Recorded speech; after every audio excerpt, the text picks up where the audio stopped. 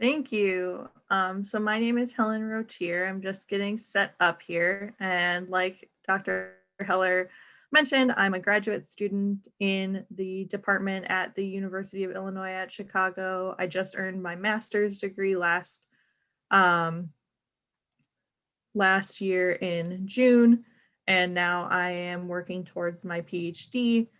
And I also identify as an autistic and multiply neurodivergent person. Um, this is personal for me, and I really love the work that I'm able to do with the support of everyone in the department at UIC and with the support of the Autism Program of Illinois.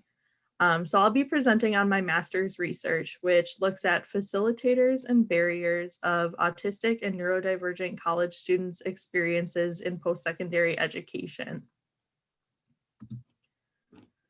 Some background, autistic and other neurodivergent students, so students with ADHD or psychiatric disabilities or other neurological disabilities, face similar challenges in post-secondary education. We know that this group of students have some similar needs and wants in their post-secondary education.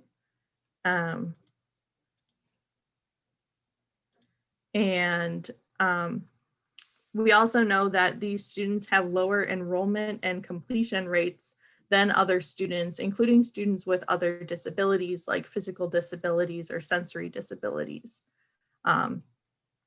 In college, neurodivergent students can struggle with a whole host of things, including academic difficulty. Mental health is a huge struggle that these students face, social pressures and socialization, and independent living. And so my approach to address student experiences and to embrace student perspectives comes from two frameworks. The first is the neurodiversity framework that really emphasizes the biodiversity of different minds, the strength of different perspectives, and nothing about us without us. So really including those perspectives of students in the work, that's always going to be at the core of the work that I do. Building on my own experiences and the experiences of people that I know. And then the second framework is academic ableism and understanding that post-secondary education is built to be inaccessible to certain people and built to elevate and inaugurate certain knowledges. And really thinking about how we can grapple with that as a concept and move beyond the ableist model to include other novel and unique forms of knowledge production. So those are two frameworks that I use in this work, that I use in all of my work, and that really guide the work that I'm doing.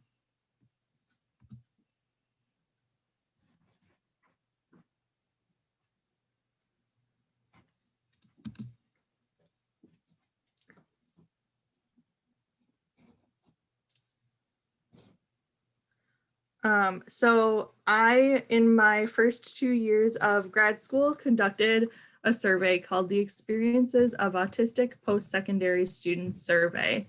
And it asked about 28 questions, including demographic information, some questions about their disability identity. So what terms they use, if they prefer person first or identity first language, and some other questions about their experiences.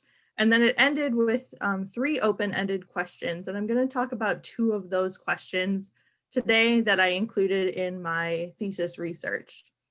The first question was, what has been positive about your college experience? And the second question was, what challenges have you faced in your college experience? And both of these questions were followed by a text box. So students could write as much or as little as they were interested in sharing. And typically, survey researchers are advised to not use open-ended questions in surveys, but we know that these recommendations are based on neurotypical survey populations. And what I found is that I got really rich, robust answers because I offered an opportunity for students to, one, share something that was important to them, and two, share it on their own time in text, which we know is a way that a lot of autistic and neurodivergent students prefer to express themselves. So I was really pleased with the data I collected. The participants, there were 160 valid responses to the survey. All participants were 18 years or older and identified as autistic or neurodivergent. We brought in that inclusion criteria because we know that there are people who are autistic that are exploring that identity and maybe not comfortable labeling themselves as autistic or not comfortable yet. And neurodivergent really reaches that whole group of students that have these similar strengths and challenges. Students were currently enrolled at any post-secondary education institution in the United States. So that included community and technical colleges, four-year universities. I had undergraduate and graduate and professional students. So there were some medical students, some students seeking their master's or PhD. It was a really diverse sample, and I had students from across the country. And they were recruited through listservs from campuses and autism organizations. And we really were very fortunate with the number of organizations that agreed to work with us on this project and with the number of students that were eager to share their experiences. It's something, so often we hear from educators and professionals, medical professionals, clinical professionals, and these students were really excited to share what they had to say. And the results were analyzed using thematic analysis. So I went through every response, and like I said, some of these responses were several paragraphs, and pulled out the themes that students were really mentioning over and over again until I hit a saturation point. So on the screen, there are two charts that show the facilitators, or what was positive about students' experiences, and the barriers, or what was challenging about students' experiences. So I'm going to go through these in a little bit of detail. I'm just checking the time. Oh, I'm doing well. And for facilitators, one of the biggest themes for facilitators was the opportunities students had in college compared to before college. Students were excited to take courses in topics that they were fascinated with. They enjoyed the experience of personal and career growth, so moving towards goals, getting to know themselves better. And a lot of students mentioned extracurricular opportunities, including working in research labs, studying abroad, joining organizations related to and not related to disability. So all kinds of different opportunities that students had to really explore themselves and explore what they're interested in doing. Students also mentioned relationships as a facilitator, and this is interesting because we think of autistic students as having severe impairments in socialization. But what we found from this survey was that, especially when students could find communities based on a shared identity, including LGBTQ+ identities or disability identity, they really were thriving in their environment with the support of other people. They also mentioned relationships with peers and friends had improved since high school, and they were grateful for the relationships they had with mentors, especially mentors who believed in them, gave them opportunities, and kind of trusted them to make their own decisions. Finally, for facilitators, accommodations, like academic disability accommodations, were a major facilitator. And this is another interesting point because accommodations comes up again as a barrier. So what we know is that the accommodations process makes it easier for students to feel like they're successful in their courses, makes them feel like they can demonstrate what they know, but that the process also includes some barriers. Moving to the barriers, the first theme and the most prominent theme for barriers was disability-related barriers. But these weren't always what you would expect thinking about an autistic or neurodivergent student. As I just mentioned, accommodations was a major barrier.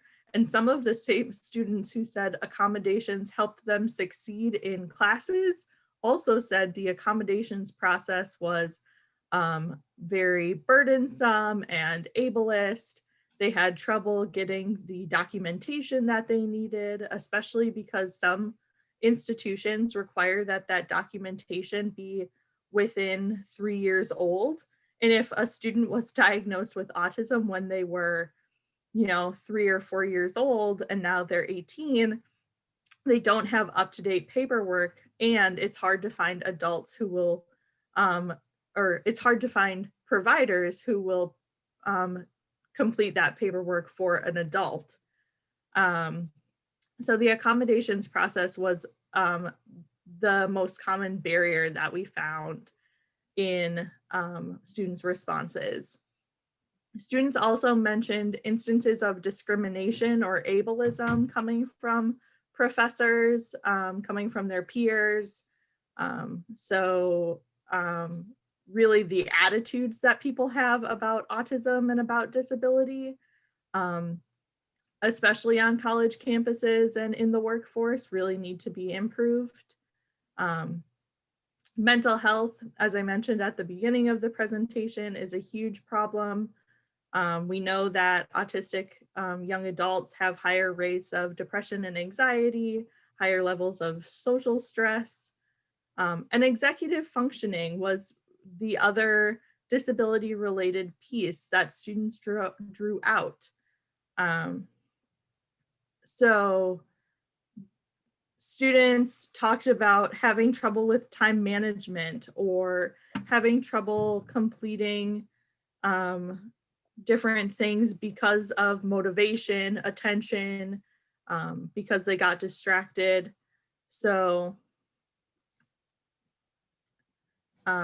that's kind of, when we think about autism, we might not think about the barriers that are really preventing students from succeeding or the challenges that they're facing in post-secondary education. And I thought that was interesting. Other barriers that came up were socialization, struggling with feeling isolated or lonely, struggling with navigating the social norms in a new social terrain, and academics, which is probably not surprising because I think if you ask most neurotypical students what's one of the challenging things about your college experience, they would also say academics. It's a different realm of work, and not all students are prepared for that. But at the same time, we saw that many of these students were really excited about the courses that they were able to take.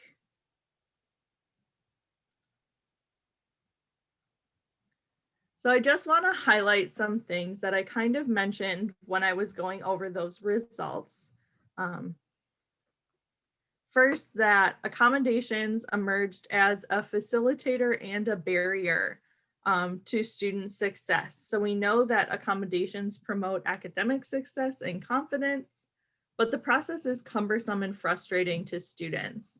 And I'm really eager to conduct future research into making that process less enigmatic and more more streamlined, more accessible, and more student friendly. Something that I share frequently is that even though I was eligible for accommodations in undergrad, I never pursued them because part of the process was making a phone call to the accommodations office, and I was unable to make that phone call because of my disability. So I went through undergrad with no accommodations, even though they would have helped. And I relied on informal accommodations from professors that knew me, that knew I was trying, that knew that I could succeed if I had some flexibility. So that's another element of it being very personal to me is that I want other students to have more options when it comes to getting accommodations and what access looks like in the classroom. While socialization was a barrier, social relationships were a facilitator, and belonging to communities, especially disability and LGBTQ plus communities, was important to many students. A huge limitation of this study was that the sample was unrepresentative, with 83% of participants identifying as white. And I'm really curious if it was a more diverse, a more racially diverse sample, if we would have also seen communities around race and ethnicity as a facilitator. We did have a surprisingly diverse participant sample based on gender identity and sexuality, which I think is why LGBTQ plus communities came up in so many of the responses. I think also a lot of students were coming into those identities around disability and gender and sexuality as they entered into college. We know college is an important time for identity development. There's been work written about how to help autistic students develop a disability identity and a positive disability identity. And college is a great place for that to start happening. And then the implications, I think, are we can use what we've learned to really strengthen the support programs we offer to students based on these student needs and perspectives, and use this information to guide future research. So in the future, I'd love to see research on the accommodations process and what it does well and where it kind of misses what students are needing. More looking into those communities and identity development, and more looking into how to address mental health and executive functioning for this student population. Thank you so much for listening to my presentation, and with questions or to request my slides or the full paper, you can email me. My email address is hrotti2@uic.edu, and I will put that in the chat as soon as I'm done sharing. And I think now we have time for questions for both me and Dr. Dunn. Thank you so much. Yes, we do have time. And we do have a question, Helen, for you.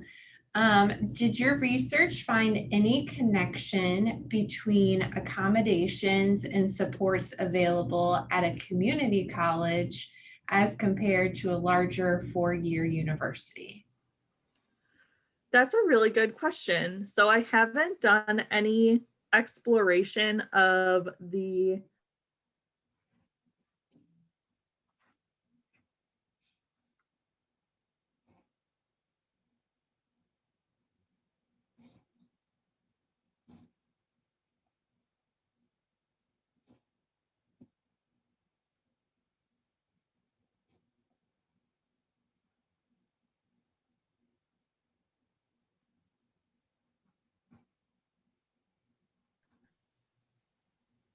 Can you still hear me?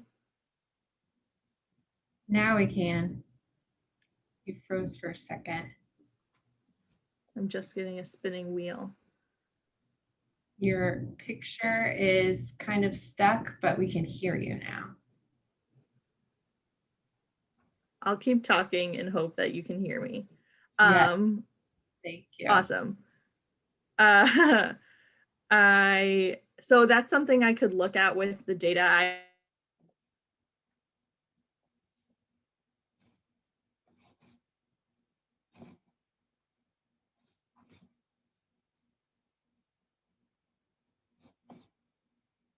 seen is that it really depends not on the type of college, but on the individual campuses themselves. So some community colleges have really robust disability supports for students. Harper Community College is one that always comes to mind because I do a lot of work with them, and their disability services are really strong. And some, and at the same time, some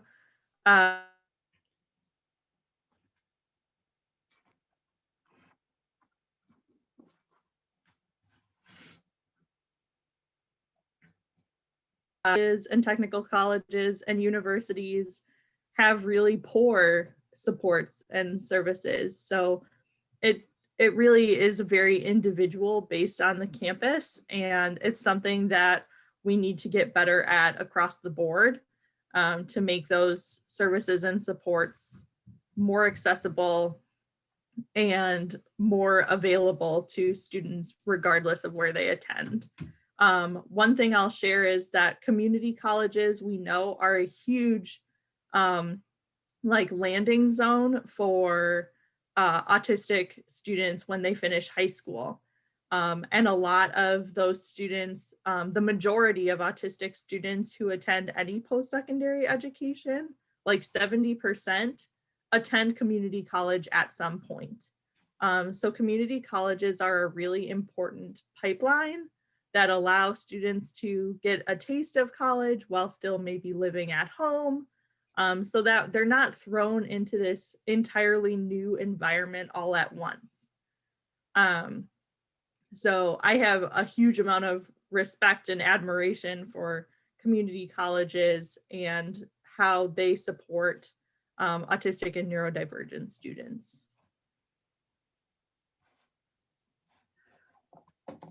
Have a second portion to that question. Was family support or lack of mentioned?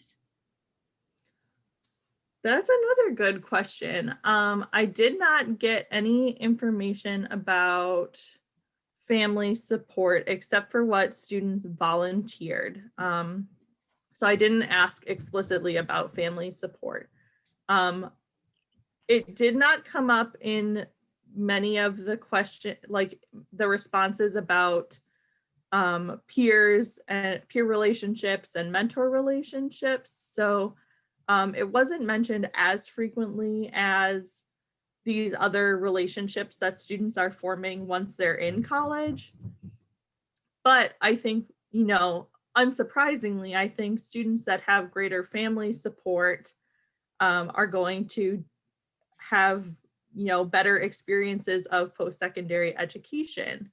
So that means students who are who feel supported by their families are going to have, more opportunities and more positive experiences than students that don't feel supported.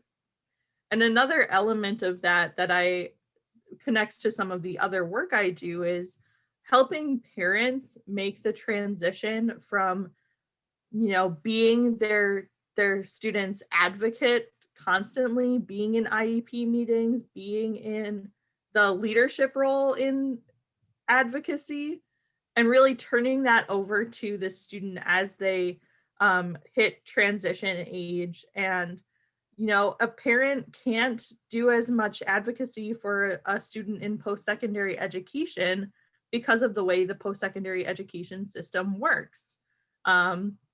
So, because the student is now 18 usually and is an adult, the system works a lot differently. And what we're finding is that so many students are unprepared to make that to advocate for themselves because they've relied on their parents to do it, and that students are more prepared and do better in post-secondary education if they were more involved in IEP meetings in high school.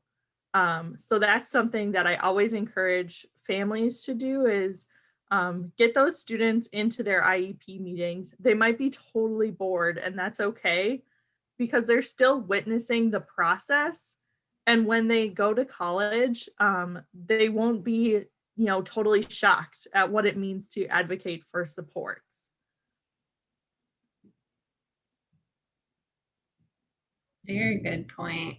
We had someone say, thank you so much for the information you're providing. It's so true that it's not the type of higher ed settings, it's the different colleges that are stronger or weaker with their disability services. What was the college you mentioned that was very good with disability services? Yeah, so one college that I always mention is Harper Community College, which is in Palatine, Illinois, which is just outside of the Chicagoland area. Um, and I also have to say that the University of Illinois at Chicago has a really fantastic disability resource center. We have a disability cultural center, which is a huge asset to our disabled students and disability community in the area. So those are two that come to mind as being really strong with disability services in Illinois. Great, thank you. Someone else just remarked, thank you for sharing and making the point of having students be more involved in the decision-making process as well. And someone also mentioned Oakton Community College also has an excellent disability support office. Thank you everyone for sharing. All right, it looks like no more questions are in the Q&A or in the chat box. Thank you so much, both of you, for your presentations and sharing all the great work that you're doing.